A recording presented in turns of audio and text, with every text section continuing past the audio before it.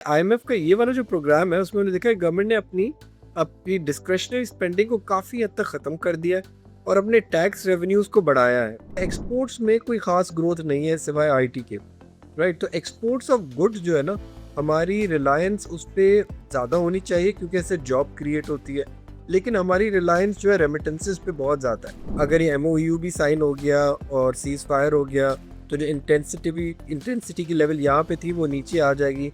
हम देख सकते हैं ऑयल प्राइसेस शायद ब्रेंट और डब्ल्यूटीआई वापस 80s तक चले जाएं, क्या पता कुछ महीने तक 70s में भी चले जाएं। इक्विटी मार्केट्स ने पिछले 3-4 महीनों में जो स्विंग दिखाया है ना, अपने पीक से नीचे आके 170 तक आ चुकी है, 10-12% गिरी है। लेकिन जो बीच में बिल्कुल बॉटम हुई थी 20-22% आपके गिर गए थे, तो एक वेकअप कॉल थी और रियलिटी चेक था सारे नए इन्वेस्टर्स के लिए। आजकल पाकिस्तान में भी रियल स्टेट का बूम चल गया है, इंफ्रास्ट्रक्चर प्रोजेक्ट्स नए नए खुल रहे हैं अर्बन सिटीज में।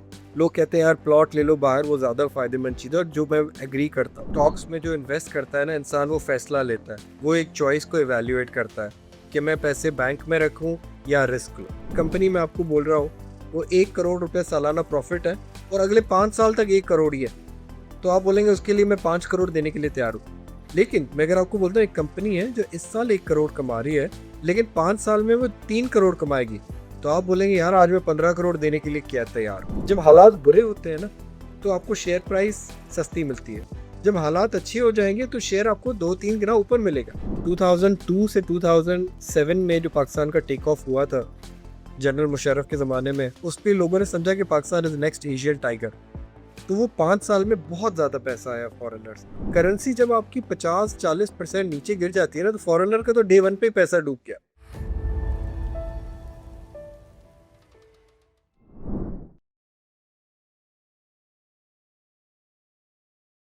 अस्सलाम वालेकुम अरसलान भाई, लॉन्ग टाइम। वालेकुम अस्सलाम खिज़र भाई, long time, good to see you and lovely to be with you as usual. Thank you very much for your time Arsalan भाई। रिसेंटली मैंने पॉडकास्ट रिज्यूम किया तो बहुत सारे लोगों ने लिखा था, ऑडियंस ने, कि अरसलान साहब को बुलाएं। तो thank you very much for your time. It's an honour कि हमें लोग आपकी वजह से इतना सुनते भी हैं एंड वी होप कि आप कुछ लोगों को अच्छा प्रोडक्टिव ही एडवाइस करते रहें इंशाल्लाह। अरसलान भाई, सबसे पहले हम आईएमएफ से स्टार्ट करते हैं। आईएमएफ का जो पेमेंट, तो पैसे वगैरह मिल गए हैं, हो गया है, लेकिन अभी क्या उस कैसे देखते हैं, how this this programme is different then जो माजी में हुए हैं।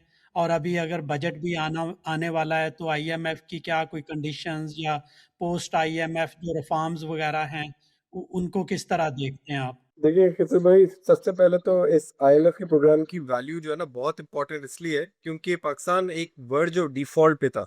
आपको याद होगा 3-4 साल पहले हम लोग उस लेवल पे आ गए थे, करेंसी फ्री फॉल में थी, आपके रिजर्व्स गिर रहे थे, इन्फ्लेशन 38% तक चली गई थी, हमारे जो फॉरेन डेट है बायलैटरल भी थे वो भी सपोर्ट थोड़ी रुक गई थी, एंड जियोपॉलिटिकल हालात भी थोड़े अच्छे नहीं थे। तो हमने देखा था कि आईएमएफ का ये वाला प्रोग्राम बड़ा क्रिटिकल है पाकिस्तान की लॉन्ग टर्म स्टेबिलिटी के लिए। अच्छा, उसके अंदर जो इनके रिव्यूज़ होते हैं उनको फॉलो थ्रू करना, उनके जो कंडीशंस हैं उनको मीट करना बड़ा ज़रूरी है पाकिस्तान के लिए, अगले 3 साल 5 साल इवन 10 साल के लिए। हमने देखा कि पिछले महीने पाकिस्तान का जो successful review executive board IMF ने कंक्लूड कर दिया कि जी आप मोटी मोटी सारी चीज़ें कर रहे हैं, शराइत पूरी कर रहे हैं, और 1.32 बिलियन डॉलर्स हमारे पास आ भी गए थे। अच्छा, इस आईएमएफ प्रोग्राम के अंदर दो बहुत ही इंपॉर्टेंट चीज़ें हैं जो मैंने असेस की हैं जो पुराने प्रोग्राम्स में इतनी ज़्यादा फोकस्ड नहीं थी। नंबर वन ये कि उन्होंने कहा है कि आप अपने खर्चे कम करें, अखराजात कम करें, जिसको हम कहते हैं इकोनॉमी में बजट डेफिसिट। कि जैसे 100 रुपये अगर आप कमाते हैं तो 105 रुपये खर्च करते हैं तो 5 रुपये का डेफिसिट रह जाता है। पाकिस्तान ने देखा है कि कुछ साल जब हमारे हालात ख़राब हो जाते हैं, जब एक पॉलिटिकल प्रूडेंस नहीं रहती और लोग एक पॉलिटिकल डिसीजंस ले रहे होते हैं सियासतदान, तो ये फिस्कल डेफिसिट जो है as a percentage of GDP, जैसे मैंने अभी बताया, तो 5% से बढ़ के 7-8% चला जाता है। ये पाकिस्तान की इकोनॉमी के लिए वायबल नहीं है। अब आप खुद सोचें कि जब इनकम नहीं है तो और ये एक्सपेंसेस कर रहा है, तो जाहिर सी बात है एक डेट क्रिएट हो रहा है, डेट क्रिएट कर रहा है, मनी प्रिंटिंग हो रही है, गवर्नमेंट कह रही है कि मुझे उधार पे दे दो, पीछे कोई एसेट नहीं है, तो वो इन्फ्लेशनरी स्पाइरल शुरू हो जाता है। ठीक है, इस आईएमएफ प्रोग्राम के अंदर हमने देखा है कि प्राइमरी सरप्लस जो हमें कहते हैं कि इंटरेस्ट कॉस्ट को निकाल के अगर हम उसको देख रहे होते हैं कि आपका जो प्राइमरी सरप्लस है वो 2% ऑफ जीडीपी पे मेंटेन किया गया है, ठीक है। ये पिछले साल भी हमने देखा, अगले साल का भी टारगेट है। मतलब गवर्नमेंट ये आईएमएफ के साथ मुआहदा कर चुकी है कि हम हर साल अपना जो कर्जा है, वो जो डेट टू जीडीपी रेशो है उसको कम करते रहेंगे। कुछ ज़माना पहले 12-13 साल पहले एग्जैक्टली डेकेड पहले ये हमने एक फिजिकल डेट लिमिटेशन वाला एक एक्ट पास किया था जिसमें ये फैसला होता है कि 65% as a percentage of GDP से ज़्यादा हमारा कर्जा नहीं होगा, एक्सटर्नल और इंटरनल दो डोमेस्टिक दोनों मिला के, मतलब डॉलर और रुपी दोनों मिला के। तो इस वक्त बात यही लग रही है, जो ये 85 प्लस चला गया था कि उसको वापस जो है 65-60 तक लेके जाए, जब तक हम आईएमएफ के प्रोग्राम के अंदर है। तो पहली चीज़ तो यह है कि फिजिकल डिसिप्लिन हमने बहुत अच्छा देखा है। अब वो कैसे देखा है उस पे आता है, जो दूसरा इंपॉर्टेंट चीज़ है वो इम्पोर्टेंट चीज़ ये है कि हमने ये देखा है कि गवर्नमेंट ने काफ़ी सारी जो डेवलपमेंट एक्सपेंडिचर होता है, जो गवर्नमेंट खुद फेडरल गवर्नमेंट जो है वो खुद खर्चे करती है, ये डेवलपमेंट प्रोजेक्ट्स हो गए आपके, dams, motorways, construction, health care, वो प्रोविंसेस को डिवॉल्व कर दिए कि भाई आपकी जिम्मेदारी है, ये आप चीज़ें करें, हमारे पास इतनी गुंजाइश नहीं है, ठीक है। तो इससे क्या होगा, फेडरल गवर्नमेंट आपकी थोड़ी मजबूत हो गई है। सेकेंडली जो प्रोजेक्ट्स ऐसे बिग टिकट थे, उनको प्राइवेट सेक्टर की इन्वॉल्वमेंट से पब्लिक प्राइवेट पार्टनरशिप के थ्रू करना शुरू कर दिया कि बैंक से लोन लिया, अपने थोड़े पैसे डाले, तो फिर वो प्रोजेक्ट शुरू कर दिया, तो वो भी जो है ना फेडरल गवर्नमेंट की जो बैलेंस शीट को इतना ख़राब नहीं करता। तो उन्होंने एक तो ये किया कि डिस्क्रिशनरी स्पेंडिंग हम कहते हैं, डिस्क्रिशनरी स्पेंडिंग मतलब जो गवर्नमेंट खर्चे कम कर सकती है जिसमें गुंजाइश है, सैलरीज, डेट, डिफेंस, ये वालों में तो गुंजाइश नहीं होती। तो ये आईएमएफ का ये वाला जो प्रोग्राम है उसमें उन्होंने देखा है गवर्नमेंट ने अपनी अपनी डिस्क्रिशनरी स्पेंडिंग को काफ़ी हद तक ख़त्म कर दिया है और अपने टैक्स रेवेन्यूज़ को बढ़ाया है। आज से 3 साल पहले जो टैक्स रेवेन्यूज़ है हमारे, वो 8.5% होते थे as a percentage of GDP, और पाकिस्तान जैसी इकोनॉमी के लिए कम से कम 12 से 14% होने चाहिए। अब अगले साल का टारगेट ये है कि 10.5-11%, तकरीबन 11%, 10.6 10.7 तक लेके जाना है, जो एक चैलेंजिंग टारगेट है, क्योंकि अब इस वक्त गवर्नमेंट एक डिलेमा में ऐसे आ गई है कि अभी टैक्स नेट जो है ना वाइडन करना है।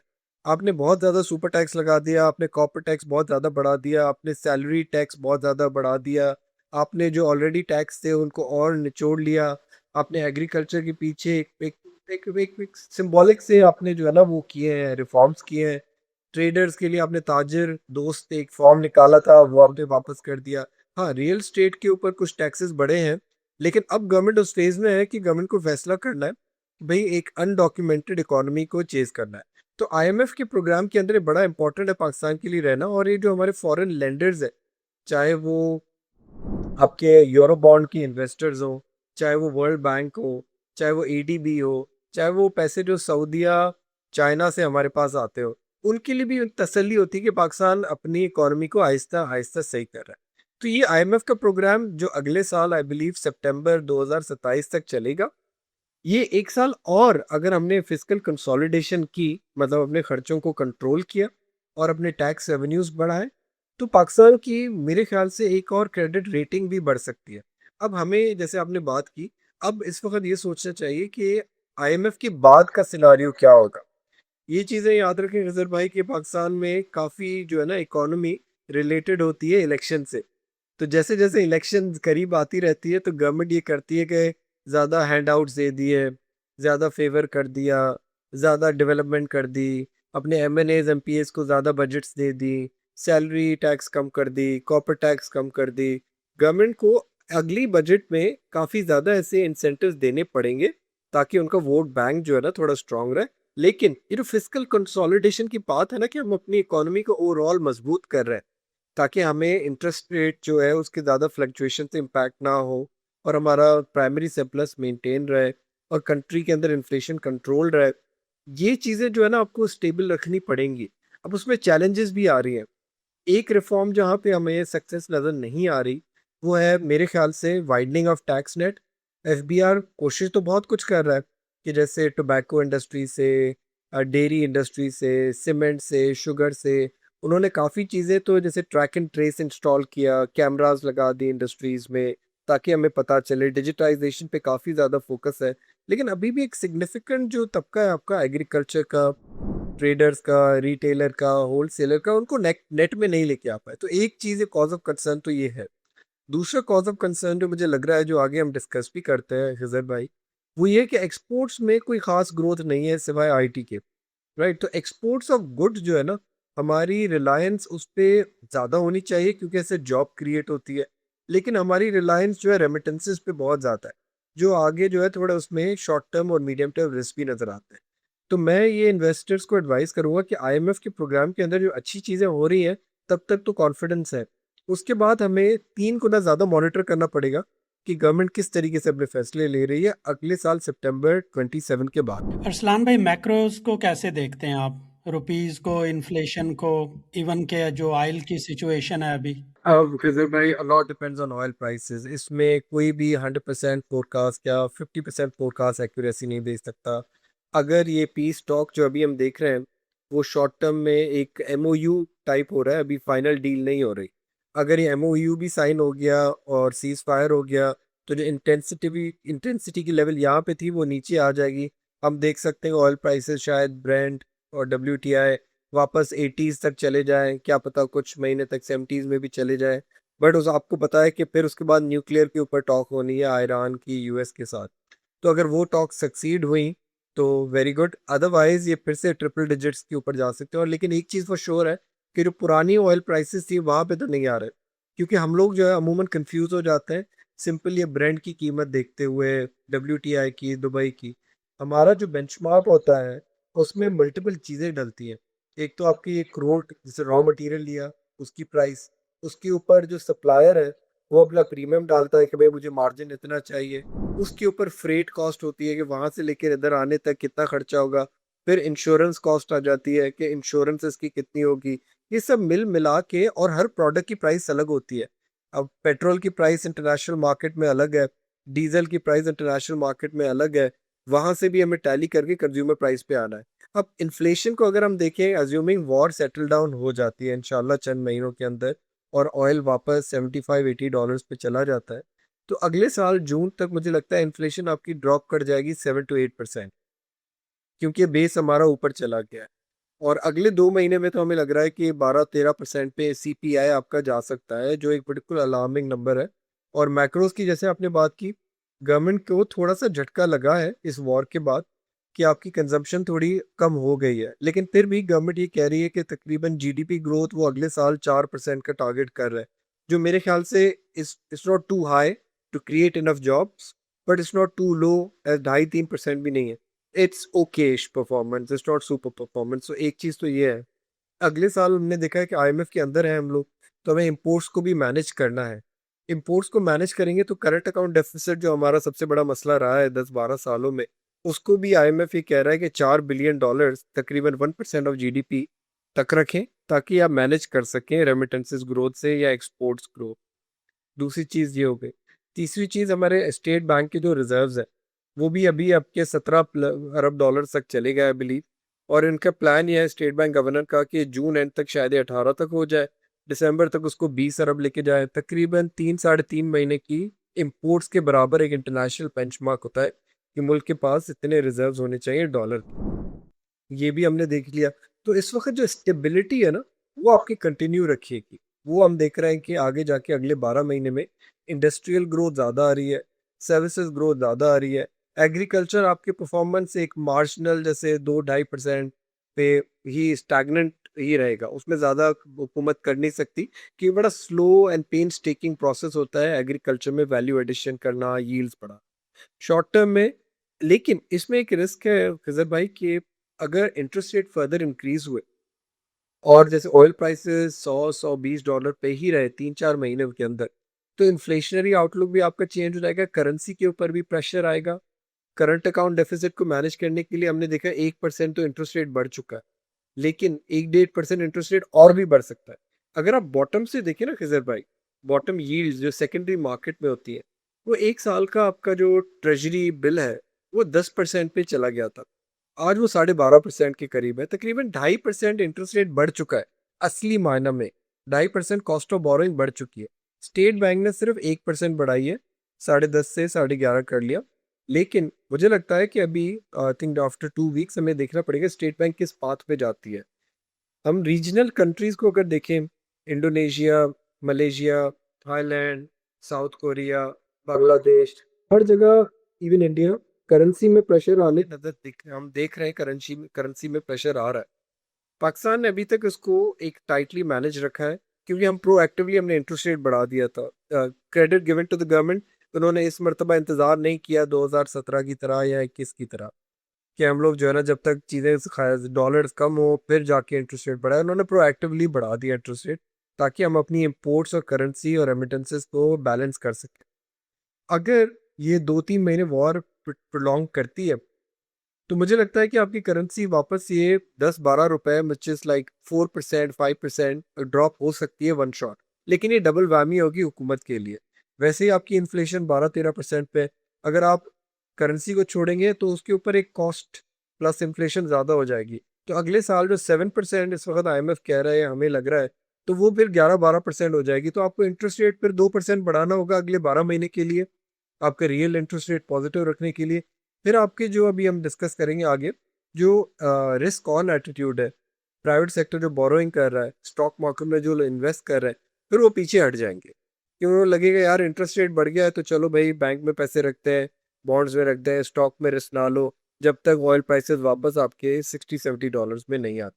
तो मैक्रोस को अगर हम समअप करें, अगला 1 साल भी स्टेबलाइजेशन की कंटिन्यूएशन है।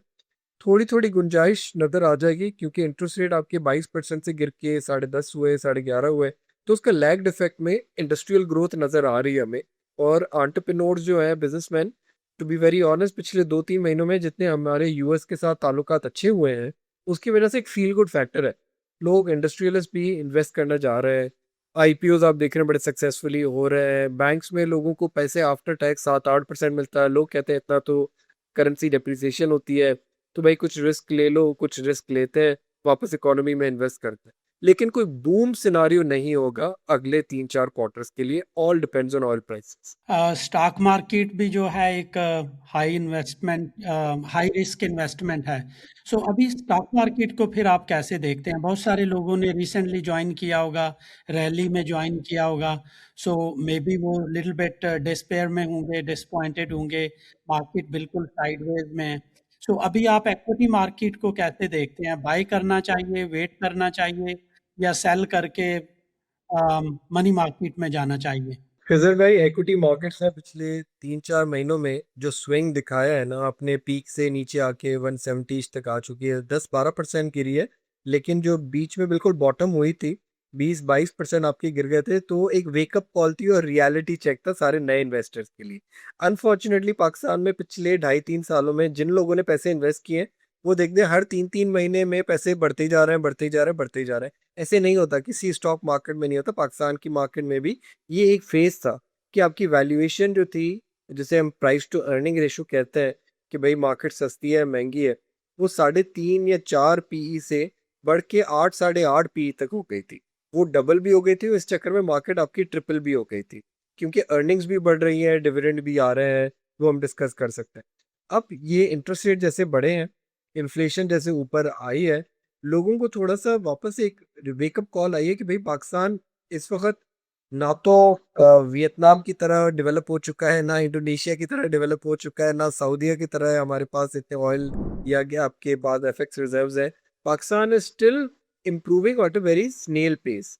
तो ये जो रियलिटी चेक आया है, उसमें हमने देखा म्यूचुअल फंड्स ने पैसे निकाले, इंडिविजुअल्स ने पैसे निकाले, लेकिन ये सारे शॉर्ट टर्म ट्रेडर्स है। पाकिस्तान की स्टॉक मार्केट में अगर 3-4 महीने अगर एक बेयर स्पेल आता है, तो इसका मतलब ये नहीं कि story is over, it's a wake up call. जिन लोगों ने इन्वेस्ट किया, स्पेशली कुछ लोग तो खजर भाई लेवरेज करके इन्वेस्ट करते हैं।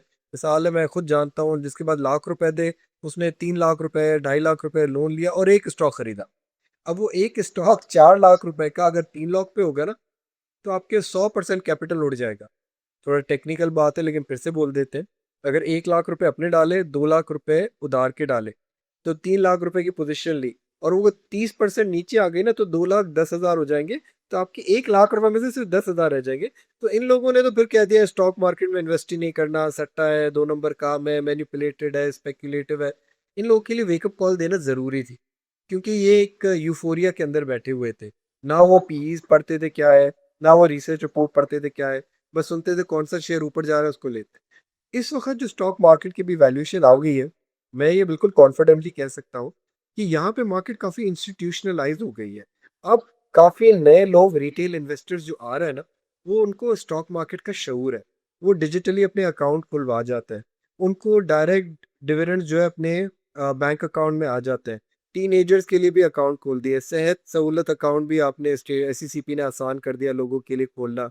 Direct click of a button से आपको पता चल जाता है कॉर्पोरेट ब्रीफिंग कौन है, मैनेजमेंट क्या कर रही है, उसके रिजल्ट कैसे आ रहे हैं, मटेरियल नोटिसेस क्या हैं, उसके अंदर अगर कोई सीईओ चेंज होता है, कोई डायरेक्टर रिपोर्ट में अंदर डिटेल आती है कि आगे जाके क्या हो रहा है।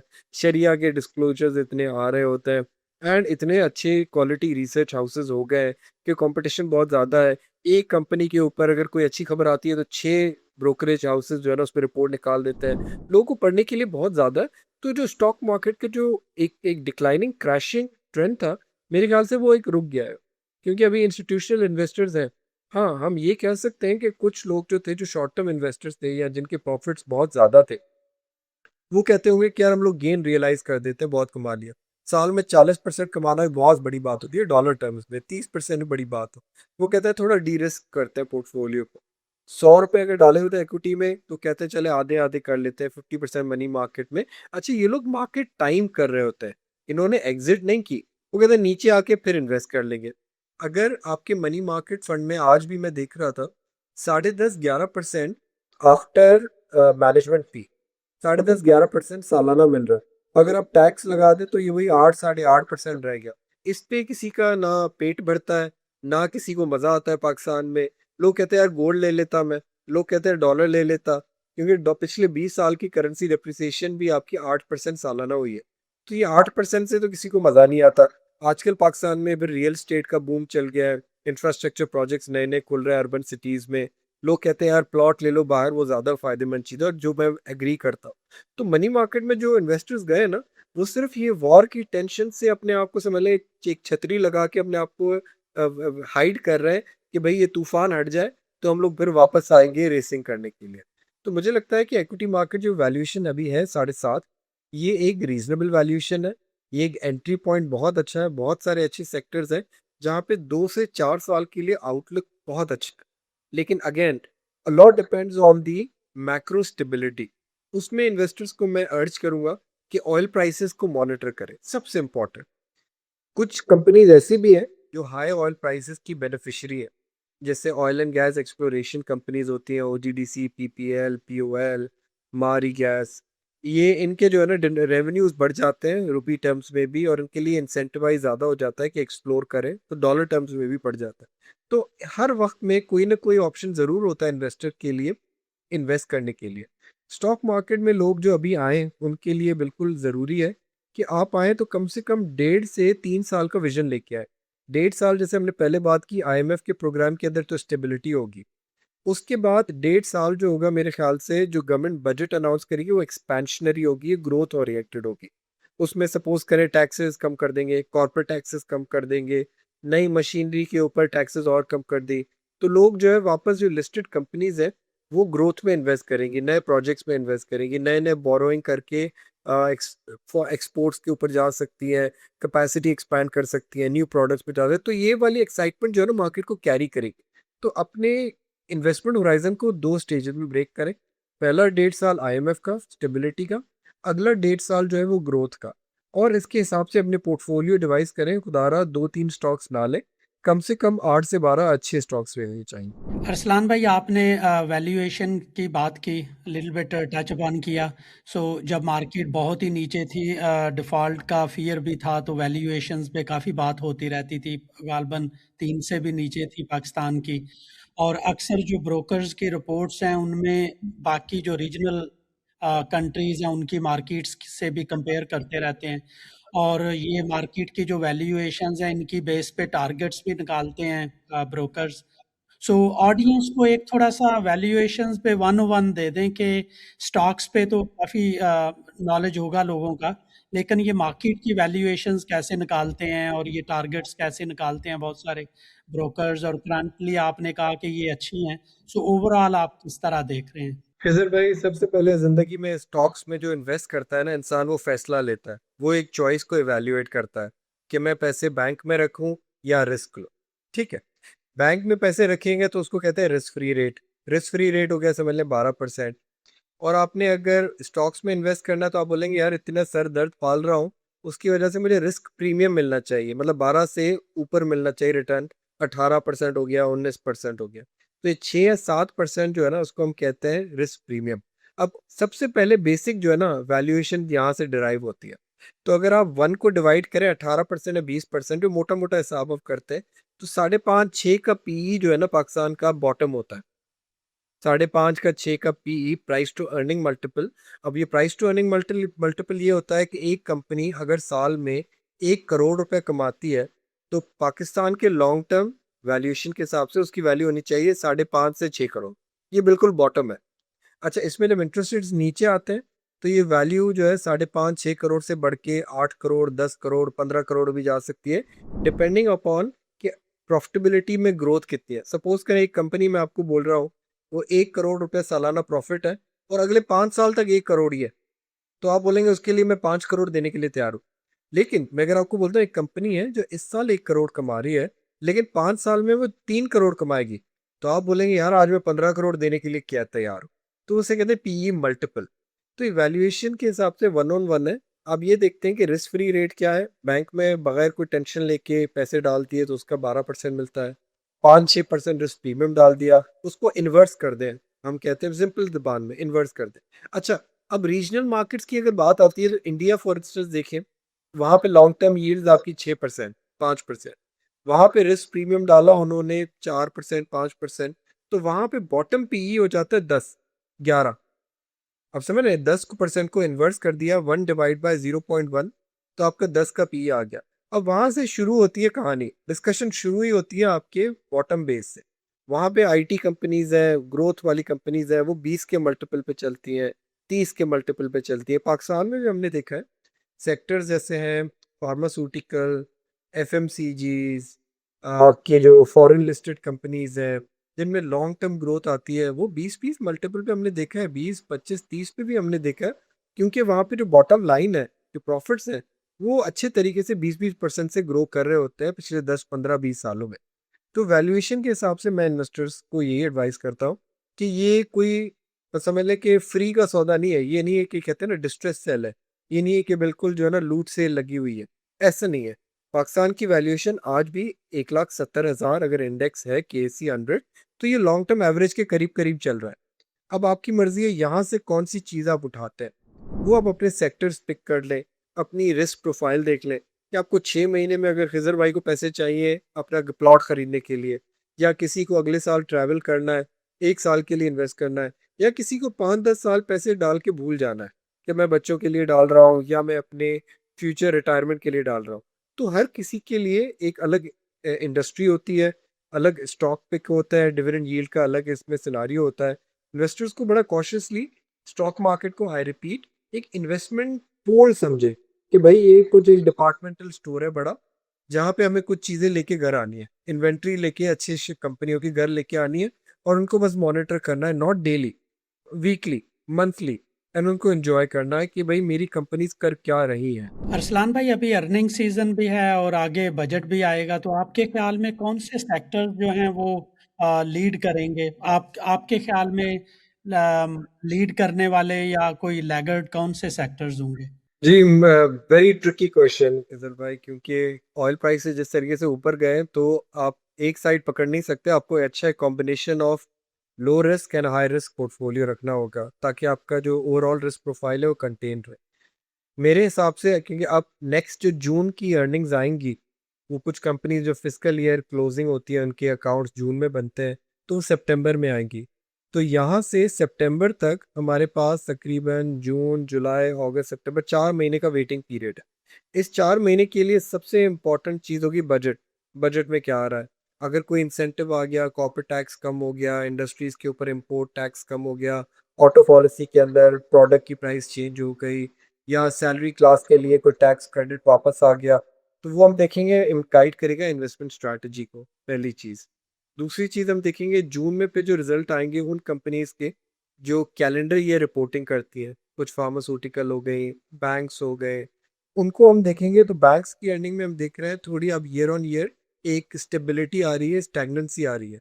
इनफैक्ट उनके थोड़े रिस्क बढ़ गए, क्योंकि इन बैंक्स ने लॉन्ग टर्म पीआईबीज कुछ बड़ी बैंक्स ने लिए थे, मतलब लॉन्ग टर्म उन्होंने इन्वेस्ट किया था गवर्नमेंट के बॉन्ड्स में, छोट नीचे वाले रेट पे। अब वो रेट ऊपर चले गए तो उनको अनरियलाइज लॉस हो गया। सिंपल बात ये है कि उनके जो बुक्स पे पड़े हुए एसेट्स है उन पे अनरियलाइज लॉस हो गया। वो ठीक ठाक लॉस हो गया, लेकिन वो कहते चले उनको पार्क कर दिया लॉन्ग टर्म के भी। तो बैंक्स की शॉर्ट टर्म में अर्निंग्स के अंदर वॉलेटिलिटी आ सकती है, लेकिन अमूमन जहाँ इंटरेस्ट रेट बढ़ता है तो बैंक्स की प्रॉफिटेबिलिटी मीडियम टर्म में बढ़ जाती है। तो ये तो हमने बैंक्स को कवर कर दिया। ईएनपीज हम देख रहे हैं, अनफॉर्चुनेटली मार्च में हमने देखा कि रिजल्ट कोई खास सरप्राइजिंग नहीं थे, पॉजिटिव नहीं थे।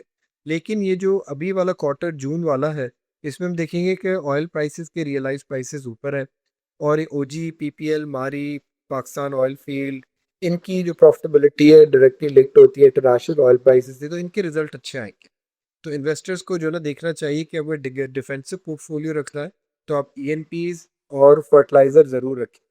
सिमिलरली काफ़ी आजकल परेशानी है लोगों को कि अगर ऑयल प्रोलॉन्ग ऐसे किया ट्रिपल डिजिट पे तो करेंसी के ऊपर रिस्क आ जाएगा।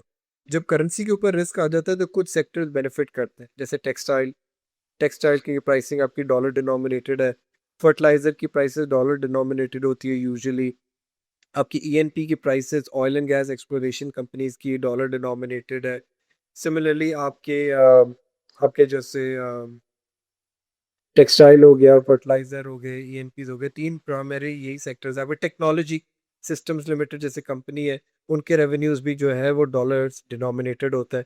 तो ये अपने पोर्टफोलियो में कम से कम मेरे ख्याल है कि 25 से 50% तो ये पोर्टफोलियो आपका होना चाहिए, नंबर वन।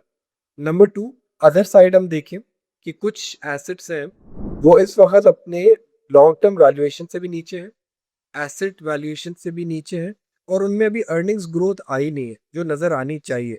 इंटरेस्ट रेट जैसे नीचे जा रहे थे वहाँ पे कंजम्पशन लेड ग्रोथ आनी थी, जो हम देख रहे हैं कि अभी फिर से रुक गई है, क्योंकि लोगों के अंदर परेशानी आ गई, परचेजिंग पावर कम हो। फॉर इंस्टेंस ऑटो सेक्टर में कंपटीशन भी आ रहा है, डिमांड ग्रोथ अच्छी आ रही थी, लेकिन उसमें रिस्क है। लेकिन ये ऑटो सेक्टर जो है इस वक्त आपके पीक प्राइस पे नहीं गया, क्योंकि मार्जिन भी कंप्रेस्ड है, कंपटीशन भी ज़्यादा है। अगर किसी को लगता है कि पाकिस्तान में इकोनॉमी स्टेबल रहेगी 2-3 साल, जीडीपी ग्रोथ वापस 5% तक चली जाएगी, करेंसी स्टेबल रहेगी, तो वहाँ पे अप टू कुछ ऑटो सेक्टर एक्सपोजर लेना अच्छा है, नंबर वन। सिमिलरली सीमेंट्स और स्टील में हम देख रहे हैं हाउसिंग सेक्टर में इस वक्त तक बूम नहीं देखा हमने। इस वजह से जो ईवी पर टन है, जो एक सिंपल एक मेट्रिक होता है, ज़्यादा डिटेल में नहीं जाते, तो सीमेंट के जो शेयर्स है बिल्कुल आपके सस्ते रेट पे चल रहे हैं, लॉन्ग टर्म सस्ते रेट पे चल रहे हैं। स्टील के जो आपके शेयर्स हैं उसमें अगेन अनडॉक्यूमेंटेड सेक्टर्स की वजह से प्रेशर है, रॉ मटेरियल प्राइसेस ऊपर है, एनर्जी प्राइसेस, इलेक्ट्रिसिटी प्राइसेस ऊपर है। तो इस वक्त जब देखें, अगर मैं सबसे बेसिक बेसिक चीज, जब हालात बुरे होते हैं ना तो आपको शेयर प्राइस सस्ती मिलती है, जब हालात अच्छे हो जाएंगे तो शेयर आपको 2-3 गुना ऊपर मिलेगा। तो ये इन्वेस्टर को डिसाइड करना चाहिए, अगर आज आप कोई चीज़ खरीद रहे हैं जो आपको सस्ती मिल रही है, वो इसलिए कि हालात बुरे हैं। जब हालात अच्छे हो जाएंगे तो आप ही कमाएंगे, और कुछ लोग जब उस वक्त आएंगे तो वो महंगे रेट पे लेंगे। जैसे हमने देखा मार्केट 50,000 पे थी, हालात बुरे थे, जब 1.5 लाख पे नए इन्वेस्टर्स आ गए। तो मैं इन्वेस्टर्स को कहूँगा कि अपना पोर्टफोलियो स्प्लिट कर, कि कुछ आप ग्रोथ स्टॉक्स रखें, उसमें बहुत सारी कंपनीज हैं। वो इन्वेस्टर्स को अपनी रिसर्च करनी चाहिए कि सीमेंट के अंदर कौन सी कंपनीज है जो डाइवर्सिफाई कर रही हैं नए नए बिजनेसेस में। लकी सीमेंट हो गया, मेपल लीफ हो गया, क्वार्ट सीमेंट होगा, और डीजी खान सीमेंट हो गया, और वो डाइवर्सिफाई कर रही हैं तो वहाँ पे उनके क्या कौन से वाले एवेन्यूज़ में जा रही है। मेपल लीफ हेल्थ केयर में जा रहा है, मेपल लीफ सीमेंट में एक्सपैंड कर रहा है, बैंक्स में जा रहा है, फर्टिलाइजर में जा रहा है, लकी ऑटो सेक्टर में जा रहा है। आप देख रहे हैं कि डीजी खान जो है अपनी ब्राउनफील्ड एक्सपेंशन कर रहा है, रफान में इसमें स्टेक ले रहा है। तो इन्वेस्टर्स को एक चूज़ करनी होगी भाई मुझे कौन सी स्टोरी अच्छी लगती है। सबसे पहली बात तो उनको इन्वेस्टर्स को वो चूज़ करनी होगी। सिमिलरली आपको ये देखना है कि फार्मा सेक्टर जो है फॉर इंस्टेंस है, वो भी आजकल 10 से 12 के पीई पे चल रहा है। लेकिन ये फार्मा सेक्टर वो सेक्टर नहीं है कि हर महीने बढ़ता रहे या इसमें जंप्स आते रहे। ये लॉन्ग टर्म प्लेयर्स के लिए होता है एक सेक्टर कि आप आए 5 साल पाकिस्तान पे बैठ लें और वहाँ पे आप जो है ना अपने एसेट्स पार्क कर। फिर ऐसे देखते हैं हम लोग, कुछ पॉकेट्स ऑफ स्टोरीज होती है। फॉर इंस्टेंस एक कोई कंपनी जो है एक्सपेंशन कर रही है अपनी एक पैकेजिंग लाइन में, तो आप देखते हैं कि वहाँ पे भी उनकी एक ऑनलाइन आ गया, चिराड़ पेपर हो गया, मैक्सिम्स हो गया, आई पैक हो गया, इन तीनों ने अपनी जो है ना एक्सपेंशन की है। सिमिलरली आप देखते हैं कि कोई कंपनी है, टेक्सटाइल कंपनी है, वो सोलर प्लांट लगाती है, जैसे सैफ टेक्सटाइल हो गया, और छोटे प्लेयर्स हैं विंड पावर लगा रहे हैं। और हमने देखा है कि कुछ प्लेयर्स जो बैटरी स्टोरेज भी लगा रहे हैं इसमें अपने आप को कॉस्ट एफिशिएंसीज करने के लिए। फिर हम अखबार में पढ़ते हैं कि एंग्रो पॉलीमर केमिकल जो है, ठीक है, एंग्रो पॉलीमर, वहाँ पे हम देख रहे हैं कि लोगों का इंटरेस्ट आ रहा है कि प्रॉब्ली स्टेक बिक रहा है, लेकिन मार्जिन्स भी आहिस्ता आहिस्ता से बेहतर हो रहे हैं। कुछ कंपनीज हम देख रहे हैं कि इतना ज़्यादा कर्जा लिया हुआ था, उनके डेट भी कम हो रहा है, सच एज पैकेजेस हो गया आपके, और ज़्यादा इंटरेस्ट बेयरिंग कंपनीज हो गई स्टील सेक्टर में, पावर सेक्टर में, सॉरी स्टील सेक्टर में एंड सीमेंट सेक्टर में। तो इन्वेस्टर्स को इस वक्त अगर कोई कहता है कि अरसलान भी अगर सुनो आपको कह दे कि भाई ये 4 स्टॉक्स ले ले, 6 स्टॉक्स ले ले, तो ये गलती होती है। इन्वेस्टर्स को कम से कम 8 से 10 स्टॉक्स लेने चाहिए, और उनको एक कहते हैं ना एक पालना चाहिए, उनको आपको मॉनिटर करना चाहिए कि हर तीसरे महीने बाद कंपनी की परफॉर्मेंस कैसी है, क्या फैक्टर्स अफेक्ट कर रहे हैं। आजकल सीमेंट प्राइसेस आपकी ऊपर जा रही है क्योंकि इंटरनेशनल कोल प्राइसेस ऊपर जा रहे हैं, जैसे हम बात कर रहे थे। अब इंटरनेशनल कोल प्राइसेस ऊपर है कि जून की अर्निंग्स में आप ये एक्सपेक्ट नहीं कर सकते कि सीमेंट के सेक्टर के अंदर प्रॉफिटेबिलिटी बढ़ रही होगी। But on the other and demand आहिस्ता से बढ़ रही है क्योंकि गवर्नमेंट ने एक नई बहुत अच्छी फैंटास्टिक स्कीम खोली है, जो जो लोग एलिजिबल हैं उनको लेना चाहिए। 5% पे एक आपको 1 करोड़ रुपए तक लोन मिल जाता है घर लेने के लिए, विच इज़ फैंटास्टिक आज के ज़माने में। ये फ्लैट है for I think first 10 years. इसकी वजह से हम देख रहे हैं कि रियल स्टेट प्राइसेस भी बढ़ रही है, बट उसका लैग्ड इफेक्ट आएगा। आज अगर ऑयल प्राइसेस 130-40 डॉलर चले गए, तो ये पूरी कंस्ट्रक्शन की थीम, हाई बीटा स्टॉक सारे नीचे आ जाएंगे। So investors should be very careful when they are investing, and जैसे हमने शुरू में डिस्कस किया और अभी कर रहे हैं, आईएमएफ प्रोग्राम बड़ा इंपॉर्टेंट है। उसमें ज़रूर मॉनिटर करें कि हम लोग किस स्टेज पे हैं। इंटरनेशनल ऑयल प्राइसेस को देखें कि वहाँ पे आगे जाके आपकी स्ट्रैटेजी क्या होगी। अगर ऑयल प्राइसेस शॉर्ट टर्म में नीचे आ गए, गुड फॉर पाकिस्तान। फिर मैक्रो इकोनॉमी को मॉनिटर करें कि इंटरेस्ट रेट का आउटलुक क्या लग रहा है, again based on inflation and currency, and then you decide कि कौन से सेक्टर्स आपको लिखने चाहिए। Budget, I repeat, is the most important indicator in next 4 to 6 weeks, जो डिसाइड करेगा कि स्टॉक मार्केट किधर जा रही है। अरसलान भाई, एक क्वेश्चन मैं सम टाइम थिंक करता हूँ, खुद भी रिसर्च करना चाहता था, तो अभी मेरे माइंड में आया कि आपसे पूछ लूँ। देखें, जब हम इकोनॉमिस्ट को सुनते हैं, नंबर्स देखते हैं, स्टेबिलिटी देखते हैं, तो एक डिफरेंट व्यू होता है इकोनॉमिस्ट का। जब आप जनरल पब्लिक के व्यूज़, उनकी फीलिंग्स सुनते हैं, तो वो टोटली अपोज़िट है।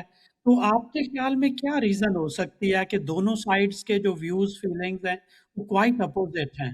जी गजर भाई, आपने 2 एलिमेंट्स का बात की, मैं इसको 4 में एक्सपैंड करता हूँ। ठीक है, इकोनॉमिस्ट जो होता है ना, वो किताब पढ़ के यूनिवर्सिटी से वो अंडरलाइंग फंडामेंटल देख रहा है कि इंसान के ऑर्गन सही है कि नहीं है, आप मैराथन रन कर सकते हैं, आपकी आई साइट बिल्कुल परफेक्ट है, आपके ब्रेन एक्टिविटी कितनी अच्छी है, आपके अंदर स्टेमिना कितनी है। वो कहता है नहीं बिल्कुल बेकार है, बढ़ गया। ठीक है वो इकोनॉमी जो है ना छोड़ो, 1 रुपया नहीं डालना। ठीक है, एक तो ये क्लास हो गई। दूसरी क्लास होगी आपकी पॉलिसी मेकर्स की। अब पॉलिसी मेकर्स जो होता है ना, वो कहता है नहीं नहीं देखो यार, पहले कोलेस्ट्रॉल बढ़ गया था, अब आहिस्ता आहिस्ता से इम्प्रूव हो रहा है, जो है कि पेशेंट वॉक पे जा रहा है, उसकी स्ट्रेंथ बढ़ रही है, उसका वेट कंट्रोल हो रहा है, हम उसको अच्छी डाइट दे रहे हैं। तो वो होता है केयर टेकर। तो पॉलिसी मेकर का अलग वर्जन होता है, इकोनॉमिस्ट का अलग वर्जन होता है। थर्ड हो गई जनरल अवाम। जनरल अवाम को GDP, inflation, large scale manufacturing, stock market, P ratio, dividend, इनको कुछ नहीं, कख नहीं पता। ठीक है, जनरल मासेस ये कहते हैं कि यार महंगाई कम हो, तनख्वाह बढ़े, और हुकूमत फैसिलिटेट करे हमें हेल्थ केयर में, एजुकेशन में, रोडों पे, ताकि जो है ना फिर उनकी जब इकोनॉमी में उनकी तनख्वाह बढ़ती है ना, तब उनको फील होता है। अच्छा, चौथे प्लेयर जो होता है ना खजर भाई, सबसे इंपॉर्टेंट वो होता है, वो होता है कैपिटल मार्केट इन्वेस्टर्स। उनकी निगाह हर चीज़ पे होती है। जैसे इंडस्ट्रियलिस्ट होता है, वो देखता है कि यार इस वक्त इकोनॉमी ऐसे खेल रही है, पॉलिसी मेकर्स ये कर रहे हैं, मैं पैसा लगाऊं तो मैं पैसे कमा सकता हूं। तो ये लीड करते हैं कि इकोनॉमी किधर जा रही है, 25 करोड़ अवाम का इकोनॉमिक फ्यूचर किधर जा रहा है, पॉलिसी मेकर्स को क्या इनपुट देनी चाहिए, और इकोनॉमिस्ट कहाँ कुछ चीज मिस कर रहा है, इकोनॉमिस्ट बड़ा लेट रिएक्ट करता है। तो मैं कहता हूँ जो कैपिटल मार्केट इन्वेस्टर्स होते हैं ना, जो पैसे लगाते हैं, जो पैसे संभालते हैं, जिनको एक ग्लोबल पर्सपेक्टिव होता है, वही इकोनॉमी को सही समझ रहे होते हैं और उनको अंडरस्टैंडिंग ज्यादा होती है। बनस्बत इवन इकोनॉमिस्ट जो एक टेक्स्ट बुक पढ़ के कमेंट देते हैं, अच्छे भले आर्टिकल लिख लेते हैं, फैंसी दुबान देते हैं। और इवन दूसरे एक्सट्रीम पे आपकी जनरल अवाम है। आप जनरल अवाम से बोलेंगे ना कि इस वक्त पिछले 3 साल में बताओ मुल्क के हालात कैसे रहे, बोलेगा कुछ भी नहीं, बेकार है। लेकिन 3 साल के अंदर उससे पूछेंगे ना कि यार अगर तुम 10 लाख रुपए स्टॉक में डालते तो आज 40 लाख होते, 30 लाख होते, वो मानेगा ही नहीं, बोलेगा फ्रॉड है, वो 2 नंबर काम है, इन्वेस्टिगेशन है, नैब को बोलेगा ये तो मेरे साथ धांधली हो गई। आप समझ रहे? तो ये एक लेवल ऑफ लिटरेसी जो है ना इकोनॉमी में बड़ी मैटर करती है। इन डेवलप्ड इकोनॉमीज जैसे आप बैठे हुए हैं, मिडिल ईस्टर्न इकोनॉमीज में, यूएस में, इवन इंडिया में अब कल्चर बहुत ज्यादा हो गया कि अवाम में लोगों को सेकेंडरी स्कूलिंग में पढ़ाया जाता है कि स्टॉक मार्केट में क्या इन्वेस्टमेंट होती है, म्यूचुअल फंड क्या होते हैं, पेंशन फंड क्या होता है, रिटायरमेंट प्लानिंग क्या होती है, अब अपनी वेल्थ बिल्डिंग क्या होती है, कंपाउंडिंग क्या होती है।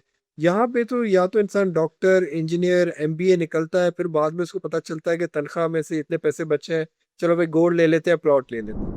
तो वो शऊर इनकलकेट करने की ज़रूरत है। तब जाके जब ये डेवलप होगी मार्केट, तो आप देखेंगे सबको फ़ायदा है। कल को आपको एक बिजनेस आइडिया आ गया, वो एक नए बच्चे को बिजनेस आइडिया आ गया, वो कहेगा कि मैं स्टॉक मार्केट में जाके 10 करोड़ रुपए रेज करता हूँ। हमारी मार्केट में जेम बोर्ड है, ग्रोथ एंटरप्राइज मार्केट बोर्ड है। आपको अगर कोई अच्छे आइडियाज हैं, इन्वेस्टर्स आपको हैं, तो वो फंड करने के लिए आपको मिल जाएंगे। स्टॉक मार्केट का काम ही यही है कि वो कैपिटल प्रोवाइड करे लोगों को जिनको और जगह से नहीं मिल सकता।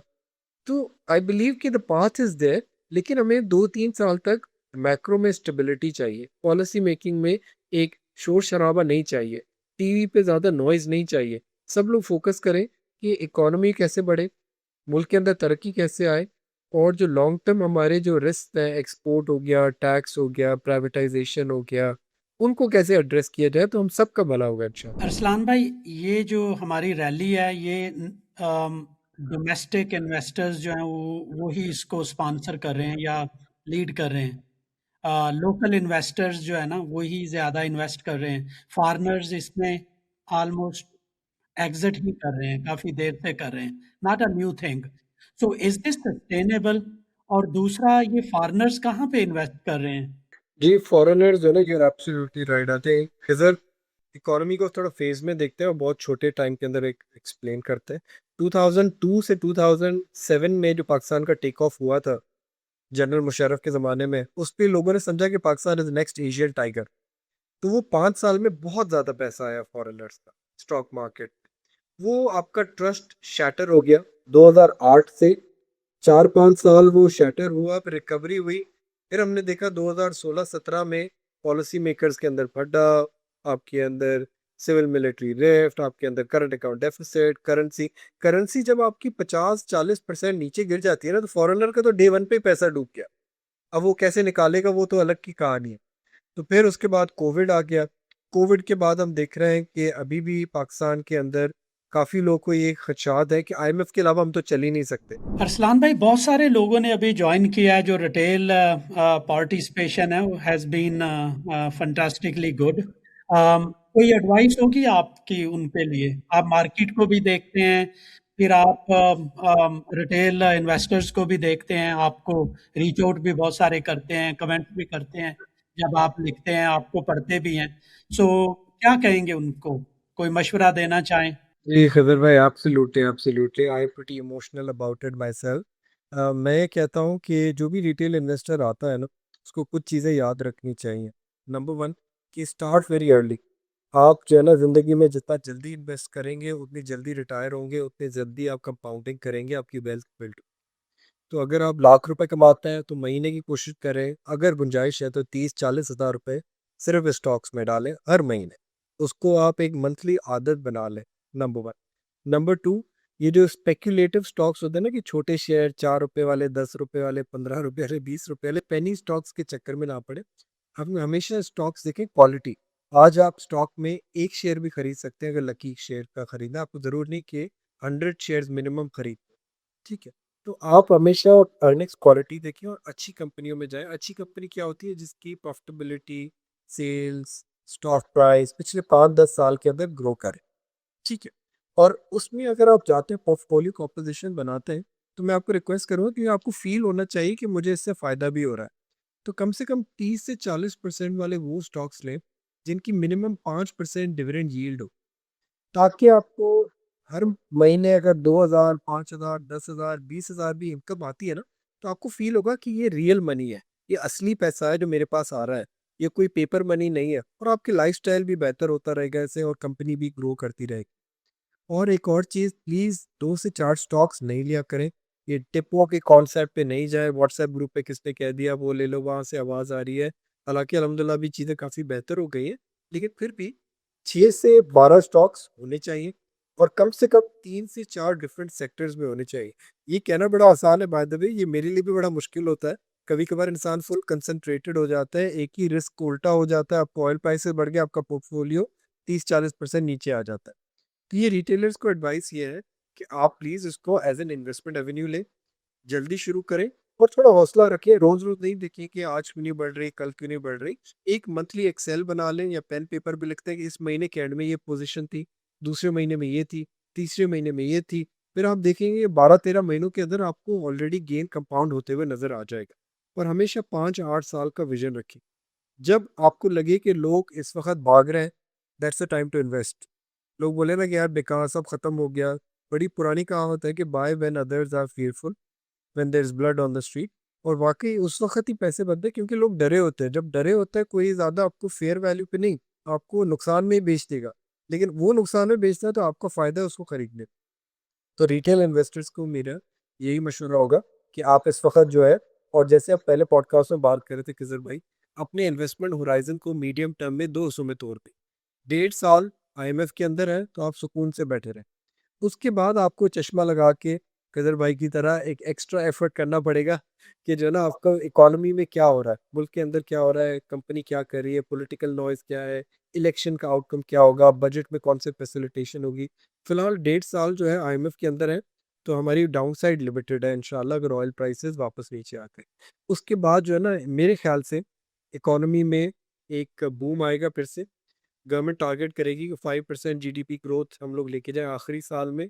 और बड़ा आसान होगा, वो पीएसडीपी थोड़ी बढ़ा देंगे, डेवलपमेंट एक्सपेंडिचर बढ़ा देंगे, इंपोर्ट्स थोड़ी खोल देंगे। उस चक्कर में आई बिलीव इंटरेस्ट रेट अगर नीचे वापस 10% पे आ गए, 10 साढ़े 10 एक ही चीज़ है, तो मार्केट 2.5 लाख पे जा सकती है। और मार्केट केसी 100 का 2.5 लाख पॉइंट्स पे जाना कोई एक अपसर्ड नंबर नहीं होगा। वो आपको उस ज़माने में 1.5 साल आगे जाके 10 या 11 का पीई होगा, जो हम पहले भी देख चुके हैं 2016-17 में, 2008 में भी देख चुके हैं। और वो अगर मैक्रो इकोनॉमी सही जा रही है, तो सस्टेनेबल पीई हो सकता है हमारा, इंशाल्लाह। इंशाल्लाह। अरसलान भाई, मेरा आखिरी क्वेश्चन है। आप आने वाले दिनों में मार्केट को कैसा देखते हैं? Let's say short term, mid term, long term. जी, वेरी शॉर्ट टर्म में हमने फिज़र मिड टर्म तो देख लिया था। शॉर्ट टर्म में, वेरी शॉर्ट टर्म में हम देखें तो ऑयल प्राइसेस डिपेंडेंट है। जितनी भी प्रेसिडेंट डोनाल्ड ट्रंप के ट्वीट अगर फेवर में आएँगे कि वॉर ख़त्म हो रही है, पूरी दुनिया में ऐसे हो रहा है, हम पाकिस्तान अनोखे नहीं हैं, तो ऑयल प्राइसेस नीचे आएँगी, उस दिन स्टॉक मार्केट ऊपर होगी। आज ऑयल प्राइसेस $5 नीचे थे, स्टॉक मार्केट 4000 पॉइंट्स ऊपर थे। अगर ये 3 दिन जो छुट्टियाँ आ रही हैं, इसमें इंशाल्लाह अगर अच्छी खबर हो जाती है, एक फिर से इस्लामाबाद अगर टॉक होस्ट करता है, अगर इस्लामाबाद होस्ट करता है वापस से मीडिएशन को, तो मुझे लगता है कि ईद के फ़ौरन बाद ऑयल प्राइसेस अगर $10 और कम हो जाती है, तो मार्केट 10-12 हज़ार पॉइंट्स और ऊपर चली जाएगी। और ये कंटिन्यूटी रहेगी आपकी बजट तक, जो इनफैक्ट हफ्ता डेढ़ ही दूर रह गए हैं आपसे। लॉन्ग टर्म में मार्केट स्विंग्स में जाती है, कभी अप होती है, कभी डाउन होती है, 3-4 साल ऊपर के होते हैं, 2 साल नीचे के होते हैं। बट इस वक़्त मुझे लग रहा है अगले 3 साल स्टॉक्स के लिए इंशाल्लाह अच्छे रहेंगे, if oil prices go back to $100 and below. तो ये अच्छा टाइम है, लोगों को इन्वेस्ट करना चाहिए, और अपने पोर्टफोलियो में मिक्स एंड मैच रखें कि जैसे इकोनॉमी नीचे आए, इंटरेस्ट रेट ऊपर जाए, या करेंसी आपकी डेप्रिशिएट हो, तो कुछ स्टॉक्स ऐसे होता है जो फिर भी परफॉर्म करता है, वो इन्वेस्टर्स देख लें। तो बैंक्स हो गए, आईटी हो गए, फर्टिलाइज़र हो गए, जिनकी डाउनसाइड लिमिटेड है, वो ज़रूर अपने पोर्टफोलियो में रखें। डॉलमन रीट हो गया, आपको डिविडेंड देते रहता है, वो ज़रूर पोर्टफोलियो में रखें कि आपकी वॉलेटिलिटी जो है ना वो मैनेज। अरसलान भाई, thank you very much. Thank you Khizar, and thank you everyone who is listening to us.